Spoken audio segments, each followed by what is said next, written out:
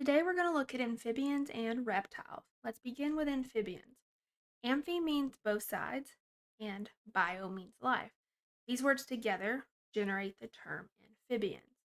So it's referring to the fact that amphibians lead a dual life. Part of the time in the water, and other part of their life is spent on land. These organisms in class Amphibia actually begin their life cycle in the water, then undergo a metamorphosis, and then develop a respiratory system and become primarily terrestrial. And this transition from utilizing gills as the main respiratory structure to using essentially lungs as the respiratory structure is where this idea of a dual life comes from. And amphibians begin not only in the water but as essentially a larvae.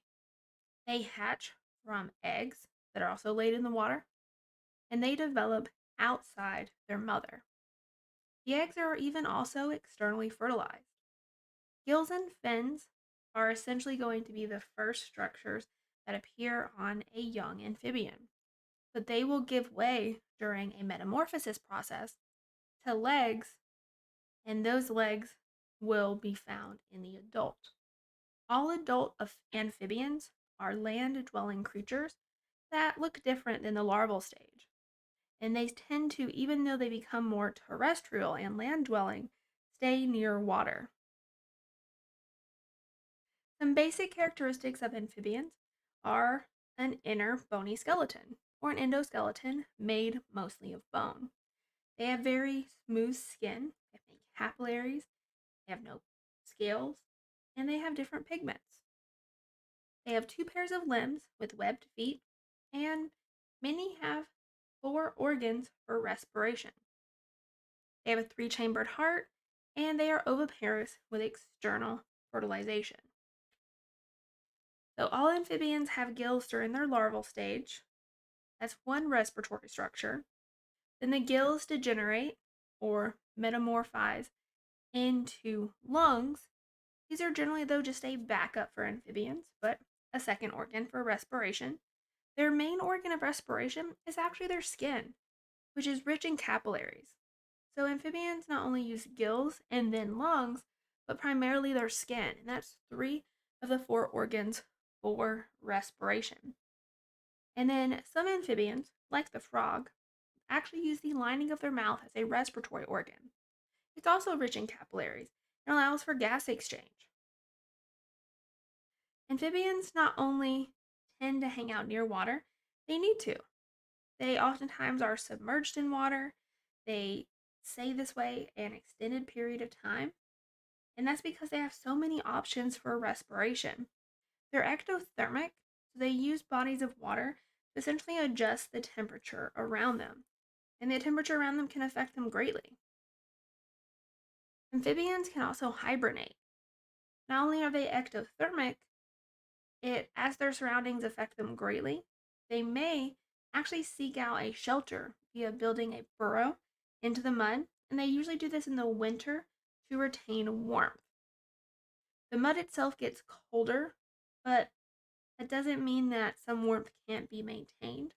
But in order to maintain warmth in the winter months, amphibians that build these burrows tend to slow down their metabolism.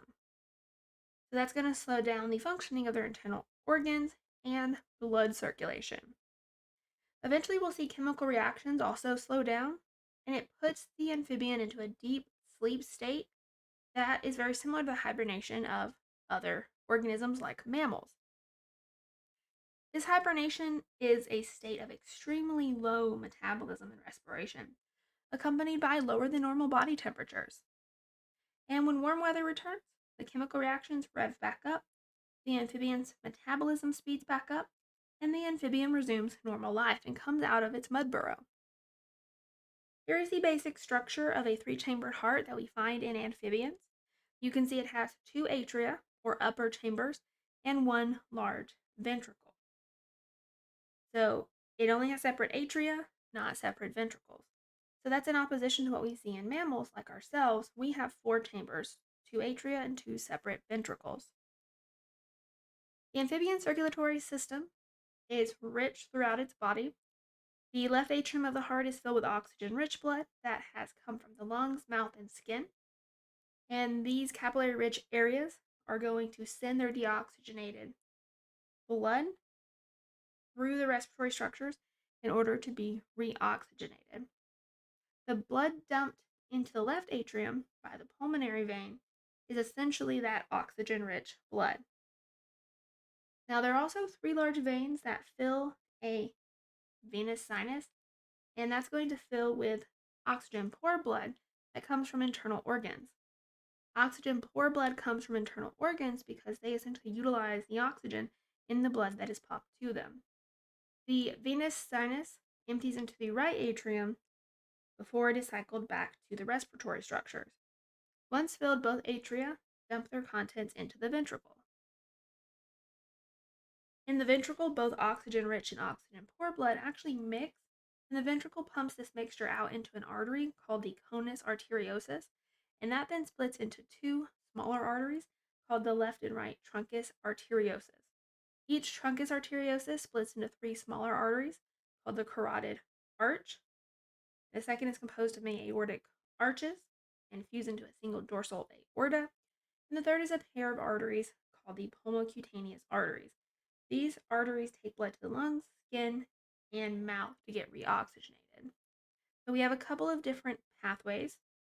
Again, we have the two atria, one ventricle. You have the singular conus arteriosus splitting at the truncus arteriosus into two arteries. One becomes the pulmocutaneous arteries. The other is going to be essentially the aortic arteries and eventually fuse into a dorsal artery. And then you have the carotid arch here.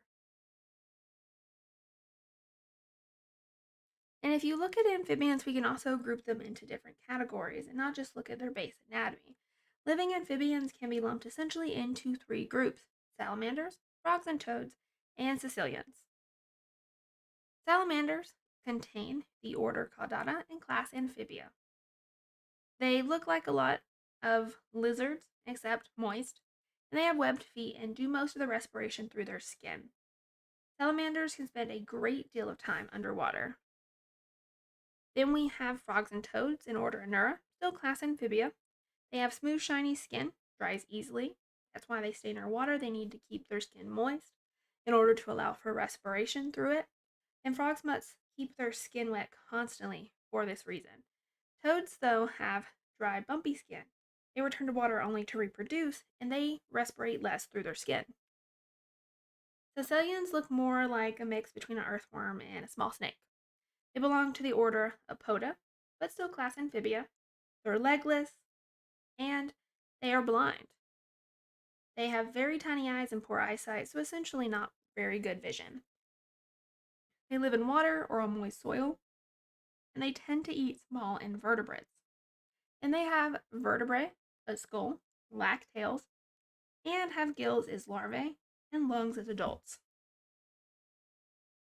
We can also look now at reptiles. So we did a quick look at amphibians. Now let's turn our attention to reptiles.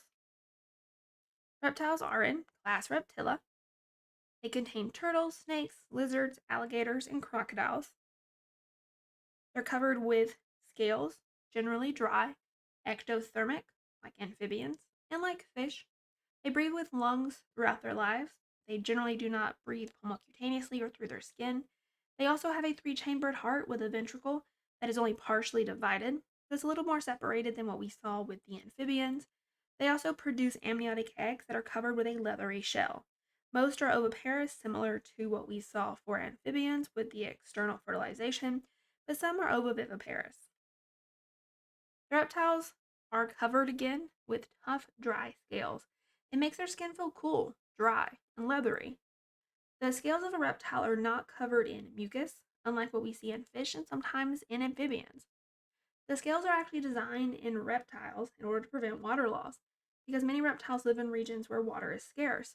They live in dry terrestrial habitats, Thus, it's important that they do not lose water through evaporation. Reptiles tend to use their scales also for insulation, to hold in heat, especially when they gain heat by lying on rocks. That's called a basking. And the scales are not living tissue, they do not grow with the reptile. They must be shed periodically in a process called molting. And we see that reptile lungs are more efficient as well and have a larger capacity than that of amphibians. And that's because reptiles breathe with lungs throughout their lives. And there's not alternative respiratory structures like we see in amphibians for reptiles. For example, you can see the reptile lungs in the middle, and they are larger and more developed than the amphibian lungs on the left, but they are not as well developed as the mammal lungs on the right. Reptiles also have a three-chambered heart. So, for example, we compare that to the amphibian three-chambered heart to the reptile three-chambered heart. And we can see while both have three chambers, we're seeing the development of a septum or separation between the ventricle. So they almost have a four-chambered heart, but it's not a complete septum or separation. They produce amniotic eggs. These eggs are covered in a leathery shell, not a hard shell, and amniotic eggs are different from the eggs of fish and amphibians. Not only are they shelled, they're water retaining eggs that do not have to be laid in water. They actually can develop on land. Fish and amphibians lay their eggs underwater because these eggs are jelly like. They only have a thin membrane covering them, and that's because they are always bathed in water, so that's okay. But in reptiles, the amniotic egg is internally fertilized and protected by amniotic fluid. And these eggs therefore have shells and can be laid on land, and the shell and layers of fluid are protective.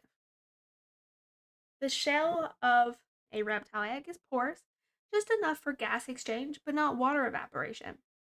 The water stays inside the leathery covering. As the egg develops, four membranes form inside or become visible. One is the amnion. It grows around the embryo, and it forms a fluid-filled sac in which the embryo floats. Then we have the yolk sac. That's a clump of nutrients. It encloses itself essentially near the embryo and grows with it. Then the allantois. That's a sac of blood vessels that allows for the respiration and excretion of the embryo. And the chorion is a membrane that envelops all of the other membranes. So here we can see the chorion enveloping all of the other membranes, the yolk sac attached to the growing embryo, very highly vascularized or with blood vessels, and containing nutrients that the embryo can draw from. Then we have the amniotic cavity protecting the embryo, and we have the amnion, a membrane around that cavity or space. And then the allantois, not forget that the allantois is a sac of blood vessels, and that is used essentially for nutrient exchange, but also waste excretion. And then we have some space and the leathery shell around it. The albumin that surrounds the embryo and egg yolk is a protective fluid. It also is going to be immunogenic in that it can help keep bacteria and other pathogens from the developing embryo. It's a defense mechanism, basically, and it overcomes the problem of letting in pathogens when air exchange takes place. It's essential to the embryo's development. It's also a storehouse for water, and it keeps the egg from drying out. And the albumin also stores protein and acts as a shock absorber if the egg tumbles or falls. So around the chorion, that outer membrane for the embryo that contains the other three membranes, we're going to see a fluid called albumin between the leathery shell and the chorion. When you're classifying reptiles, we can classify them into four groups: lizards, snakes, crocodilians, turtles and tortoises, and Chitara. Lizards and snakes belong to the order Squamata, or scaly reptiles. They have four legs, can close their eyes, can hear, and have scales on parts of their body. Most lizards eat insects, but large lizards can eat mammals the size of a deer. The chameleon is a good example of a lizard. It's a tree-dwelling lizard that can change colors in response to several different stimuli. This provides great camouflage. And their tongue is longer than their body, actually shoot 50 times the acceleration due to gravity. Fighter pilots generally pass out at 10 times the acceleration due to gravity. Geckos are another good example, but these are more like a climbing lizard. They can even run upside down on polished glass. They use tiny hairs on their feet. They pack 5 million of these hairs to a square inch, and each hair has branches with flattened ends called spatula ends, and they exploit essentially attractive forces on a large scale using these tiny hairs. Snakes, on the other hand, are legless, deaf, have no eyelids, and they have specialized scales on their bellies for locomotion. All snakes are carnivorous. They eat insects, lizards, eggs, other snakes, rodents, and they are responsible for keeping a lot of pest populations under control. They can actually sense vibrations and use smell to find prey. They have two nostrils that contain Jacobson's organs, their tongue as well to pick up chemicals, and they transfer those chemicals to this organ. Snakes can use venom, compression, and constriction to capture and digest their prey. We can also look at some similar snakes. Like here we have the venomous snake up top and the harmless snake at the bottom. The venomous snake is the coral snake, and the harmless snake is the scarlet king snake. And while the scarlet king snake is pretty harmless to us, it actually can be very dangerous to other snakes and is one of a cannibalistic type of snake. Here we see pit vipers. They are including copperheads and water moccasins. They are called pit vipers because they contain pits near their nostrils that help them pick up on thermal codes, essentially what organisms look like based on their heat signature. We can also look at the modified jaw for snakes. Many have a loose ligament between their mandible and their upper jaw. Their lower jaws usually are not connected in the front. They're usually two pieces connected only by maybe an elastic ligament at the side. So the two lower jaws move outward or independently. And in the back, that ligament allows for a lot of pivoting and some horizontal rotation of the jaw.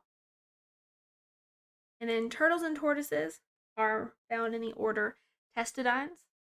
Turtle refers to the members of this order that only live in the water, whereas tortoise would refer to the members of this order that live on land. They are distinguished by their large shells they carry on their backs, and most members can also pull all of their appendages into the shell and even close off the openings with little trap doors. They do not have teeth.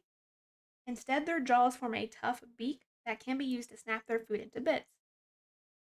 Their nostrils sit higher on the top of their snout, so even those that live in water can stay mostly submerged when they surface to breathe. So we can see the turtle on the left and the tortoise on the right. A turtle, again, is going to be essentially from that order Testudines that lives in the water, and tortoise is from the order Testudines that lives in a terrestrial habitat or on land. Then we have the crocodilians. These are alligators or crocodiles that make up the order Crocodilia.